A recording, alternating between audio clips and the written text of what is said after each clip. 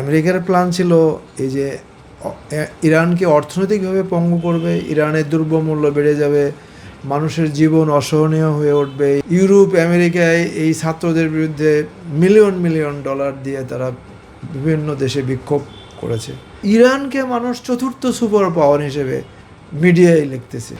মোটেও সফল হয়নি, বরং ইরানের এই যুদ্ধ, ইরানের ইসলামী বিপ্লব এবং এই ইরানের যে শাসক গোষ্ঠী, তাদের আরও 50 বছর তাদের একটা শক্তিশালী ভিত্তি দিয়েছে।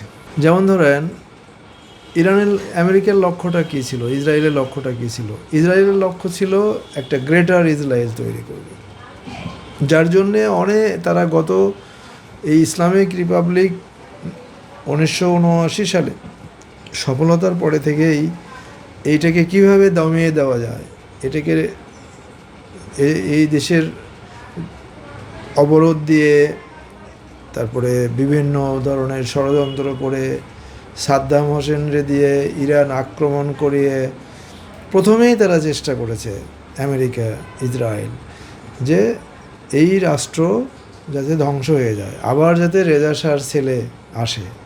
আজকে রেজা শাহর ছেলে প্রকাশ্যে নামছে, এটা কিন্তু 79 সালের পরে থেকেই রেজা শাহর ছেলেকে নিয়ে তারা এই স্বপ্ন দেখছে, যেখানে আবার একটা রাজতন্ত্র প্রতিষ্ঠা হবে।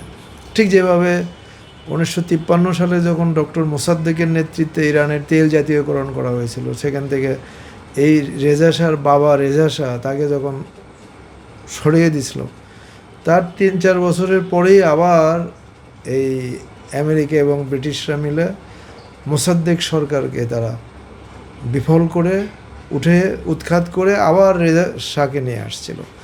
তো এই ইরানের রেভলিউশনের পরে, ইসলামিক রিপাবলিকের পরেও তারা একইভাবে আমেরিকা কাজ করছে, সিআইএ কাজ করছে, সেটা তারা সফল হয়নি।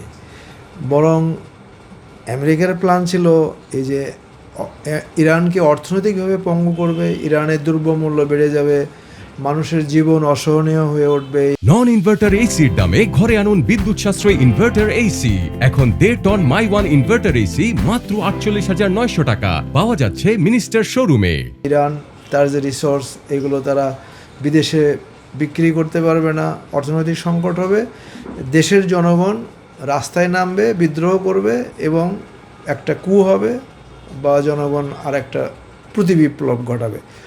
এই সমস্ত কিছু তারা করছে, কিন্তু লাস্টে এসে সর্বশেষ গত 50 বছর অপেক্ষা করে তারা যখন সফল হয়নি, তখন এই যে বিভিন্ন বিশ্ববিদ্যালয়ে কোটি কোটি ডলার ছাত্রদের মধ্যে, ইরানের নাগরিকদের মধ্যে তারা বিতরণ করছে। এই রেজা শাহর ছেলেকে ছেড়ে দিছে। ইউরোপ আমেরিকায় এই ছাত্রদের বিরুদ্ধে মিলিয়ন মিলিয়ন ডলার দিয়ে তারা বিভিন্ন দেশে বিক্ষোভ করেছে।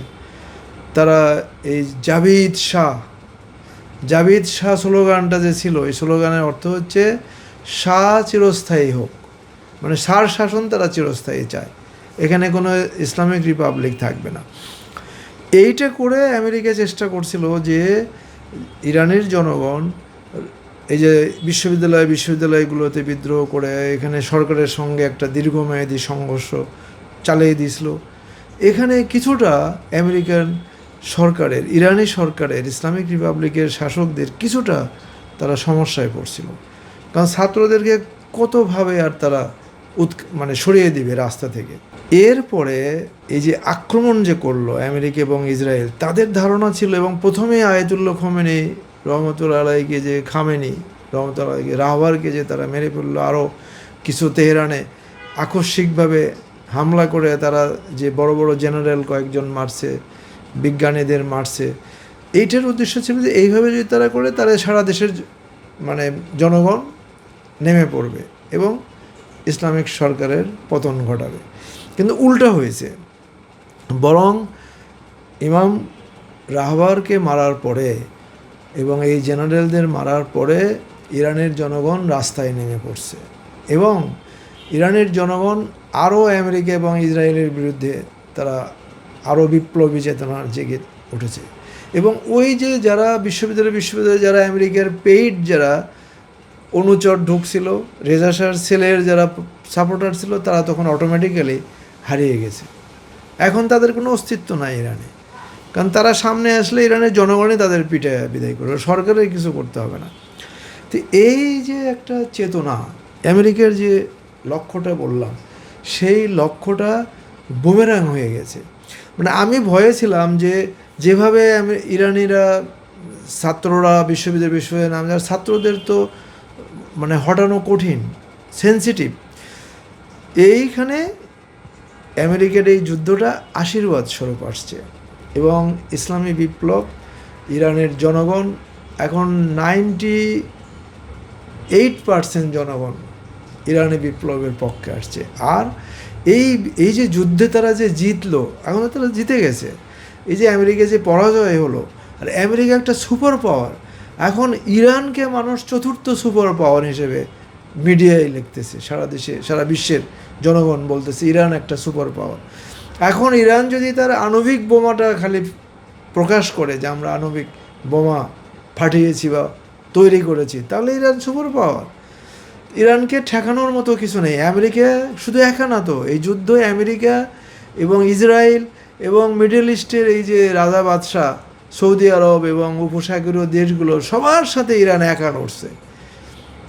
এবং ইরান এই দ্বিতীয় বিশ্বযুদ্ধের পরে ইরানই একমাত্র দেশ যে আমেরিকাকে নাস্তানাবুদ করতে পেরেছে। এবং এটা আমেরিকার জন্য একটা লজ্জার। আর আমেরিকা এখান থেকে আর বেরিয়ে আসতে পারবে না।